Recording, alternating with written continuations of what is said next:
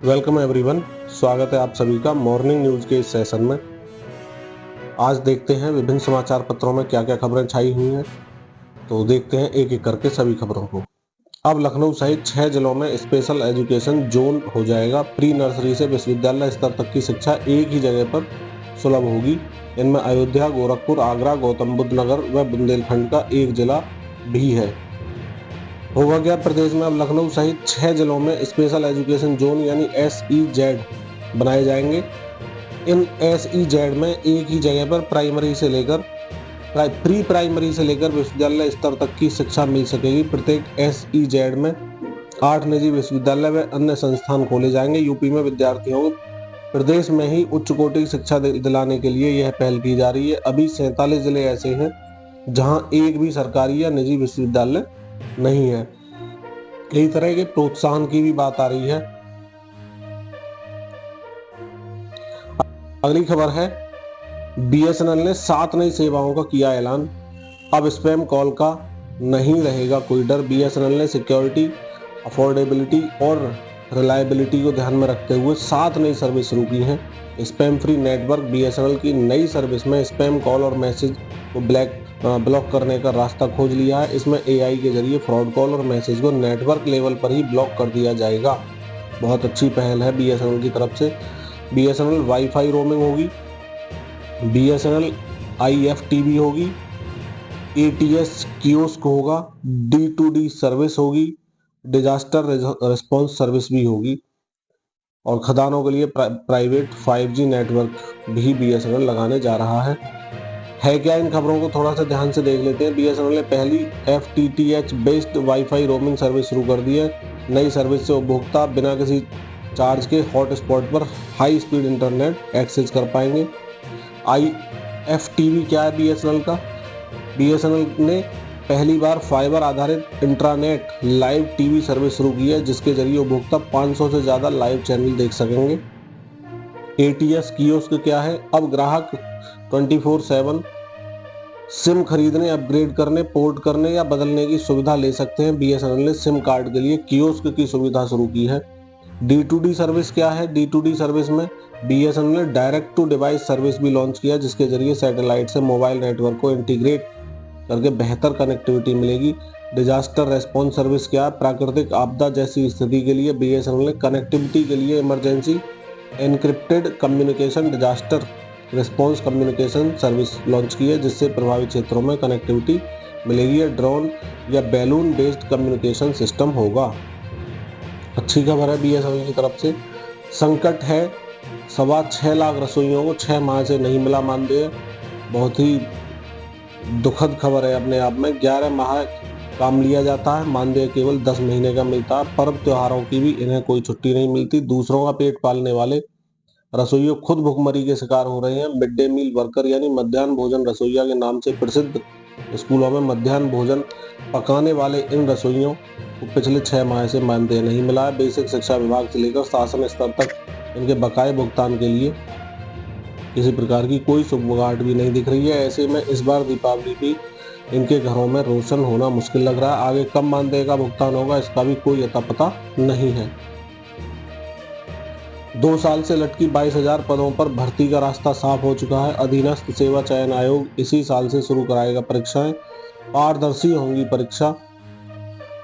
और उत्तर प्रदेश लोक सेवा आयोग नहीं है, उत्तर प्रदेश अधीनस्थ सेवा चयन आयोग में 2 साल से लटकी 22,791 पदों पर भर्ती का रास्ता साफ होने जा रहा है। पदों को भरने के लिए 2022 और 23 में विज्ञापन निकाले गए थे, लेकिन कार्मिक विभाग द्वारा भर्ती परीक्षाओं के लिए नई नीति जारी होने के चलते कार्यक्रम जारी नहीं हो सका है। भर्ती एजेंसियों को चयन करने की बात आ रही है।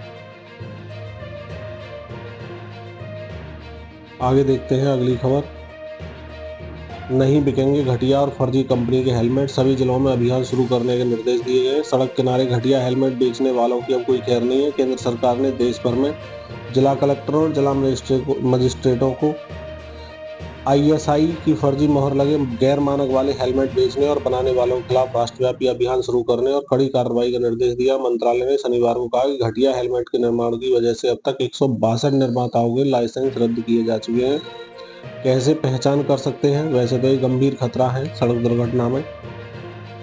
उपभोक्ता भारतीय मानक ब्यूरो यानी BIS केयर ऐप के माध्यम से BIS वेबसाइट पर जाकर यह सत्यापित कर सकते हैं कोई हेलमेट निर्माता BIS द्वारा लाइसेंस प्राप्त है या नहीं है। उपभोक्ता मामलों के मंत्रालय की सचिव निधि खरे ने कहा है, हेलमेट जीवन बचाते हैं, लेकिन केवल तभी जब वे अच्छी क्वालिटी के हों। यह पहल बाजार से असुरक्षित हेलमेट को हटाने और उपभोक्ताओं को BIS प्रमाणित प्रोडक्ट के महत्व के बारे में शिक्षित करने के लिहाज से भी अहम है। हम सभी हितधारकों से हमारे नागरिकों की सुरक्षा के लिए इस अभियान में सक्रिय रूप से भाग लेने का आह्वान करते हैं। PM इंटर्नशिप योजना जो युवाओं के लिए शुरू की गई है, उसमें युवाओं का जबरदस्त उत्साह देखने को मिला है। 10 लाख से अधिक युवाओं ने अब तक कर दिया है आवेदन। 1.25 लाख से अधिक को पहले बैच में मिलेगा मौका। पहले बैच में कौन सेक्टर दे रहा है नौकरी और कितने उम्मीदवारों को मौका मिलेगा, ये सब आपके सामने है। अवसर के हिसाब से टॉप शहर जो हैं इस टाइम चेन्नई, बेंगलुरु, गुरुग्राम, हैदराबाद, मुंबई, पुणे, अहमदाबाद, गौतम बुद्ध नगर, भरूच और रेवाड़ी हैं। आगे बेहतर नींद नहीं लेने पर मस्तिष्क पर पड़ सकता है असर। अच्छी नींद कई तरह की परेशानियों को दूर करने में सहायक है। अगर लगातार आपकी नींद पूरी नहीं हो पा रही है तो आगे चलकर यह बड़ी परेशानी का कारण बन सकती है। एक अध्ययन में सामने आया कि बेहतर नींद नहीं लेने वालों के मस्तिष्क पर असर पड़ता है, इससे दिमाग पर उम्र का असर अधिक तेजी से होता है। यह अध्ययन कैलिफोर्निया विश्वविद्यालय के शोधकर्ताओं ने किया। शोध न्यूरोलॉजी जर्नल में प्रकाशित भी किया जा चुका है। आगे है टैक्स मुक्त हो 1 लाख तक का बैंक ब्याज। SBI समूह के मुख्य आर्थिक सलाहकार ने की मांग। अभी 10,000 से ज्यादा के बैंक ब्याज पर लग जाता है टैक्स। बैंक में जमा पर 1 वर्ष में मिलने वाले 10,000 रुपये तक के ब्याज पर कोई टैक्स नहीं लगता है, लेकिन इससे अधिक ब्याज अगर बैंक देता है तो उस पर टैक्स लग जाता है। SBI समूह के मुख्य आर्थिक सलाहकार है सौम्यकांति घोष। उन्होंने सरकार से इस सीमा को 10,000 से बढ़ाकर 1 लाख करने की मांग की है। सरकार इन दिनों इनकम टैक्स कानून 1961 में संशोधन के लिए लोगों से राय मांग रही है ताकि कानून को स्पष्ट, विवाद रहित बनाने के लिए साथ साथ टैक्स पेयर्स को भी कुछ राहत मिल सके। भारत 12 वर्षों में पहली बार घर में टेस्ट सीरीज हारा है। बहुत ही दुखद खबर रही है ये भी अपने आप में खेल प्रेमियों के लिए। पुणे में खेले गए टेस्ट मैच में न्यूजीलैंड द्वारा भारत की पराजय हो चुकी है। गौतम गंभीर है कोच और रोहित शर्मा जी आपको दिख रहा है कि बड़े मायूस नजर आ रहे हैं। अगली खबर है सुप्रीम कोर्ट में वॉर रूम से सुनवाई की मॉनिटरिंग हो सकती है और फैसले की कॉपी एक क्लिक जो होती है कंप्यूटर की, उस पर ही उपलब्ध हो रहा है। चीफ जस्टिस DY चंद्रचूड़ के पीरियड में ही सुप्रीम कोर्ट में सब कुछ हुआ है ऑनलाइन। ये 10 नवंबर को रिटायर होने वाले हैं। जाते जाते इन्होंने देश को सुप्रीम कोर्ट के डिजिटलीकरण का एक नायाब तोहफा दे दिया है। अब supreme court round the clock चलता है। मुकदमों की सुनवाई छोड़कर बाकी सारे काम जैसे केस दाखिल होना, कोर्ट फीस फाइन करना, फिर मामलों में जल्दी सुनवाई के लिए सीधे चीफ जस्टिस को ईमेल भेजने की कोई समय सीमा नहीं है। यहाँ तक कि तारीख पर अदालत में पहुंचकर सुनवाई में हिस्सा लेना भी जरूरी नहीं है। वीडियो कॉन्फ्रेंसिंग के जरिए ऑनलाइन सुनवाई में हिस्सा लिया जा सकता है। इन सुविधाओं ने सुप्रीम कोर्ट का न्याय जनता के द्वार पर पहुंचा दिया है। हाईटेक हो चुकी है सुप्रीम कोर्ट। आकाशवाणी के दिनों को याद किया चंद्रचूड़ ने। अपने छात्र जीवन की कुछ यादें भी साझा की। उन्होंने कहा कि कॉलेज में समय में वे आकाशवाणी में कार्यक्रम प्रस्तुत करते थे। 1975 में दिल्ली आने के बाद उन्होंने आकाशवाणी के लिए ऑडिशन दिया और हिंदी और अंग्रेजी में कई कार्यक्रम दिए। चीफ जस्टिस DY चंद्रचूड़ के बहुत सारे बड़े फैसले हो चुके हैं। नोएडा ट्विन टावर गिराने का फैसला हो, एडल्ट्री लॉ पर फैसले हो, हादिया केस हो, निजता का मामला, मौलिक अधिकार की बात हो, अविवाहिता को भी अबॉर्शन का अधिकार दे दिया। बयान भी आए थे इनके। बड़ा बयान सितंबर 2022 में आया था। हम नहीं चाहते कि सुप्रीम कोर्ट तारीख पर तारीख वाली अदालत बने। वकील के बहस के लिए समय मांगा जा रहा था, तब कही थी इन्होंने बात। फरवरी 2020 में आया था एक बयान इनका। असहमति पर अंकुश के लिए सरकारी मशीनरी को लगाना डर की भावना पैदा करता है। असहमति को राष्ट्र विरोधी कहना लोकतंत्र पर हमला है।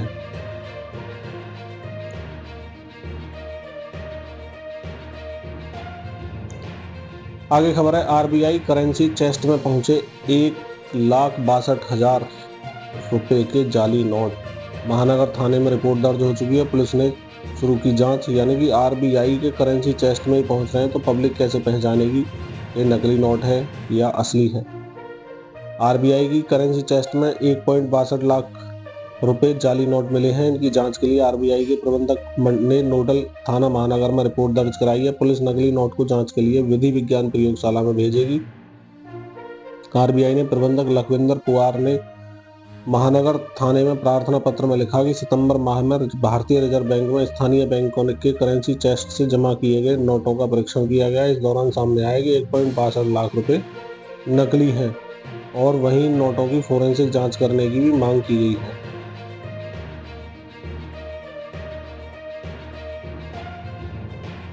एक लाख रुपए का वजीफा पाने का मौका है आपके लिए।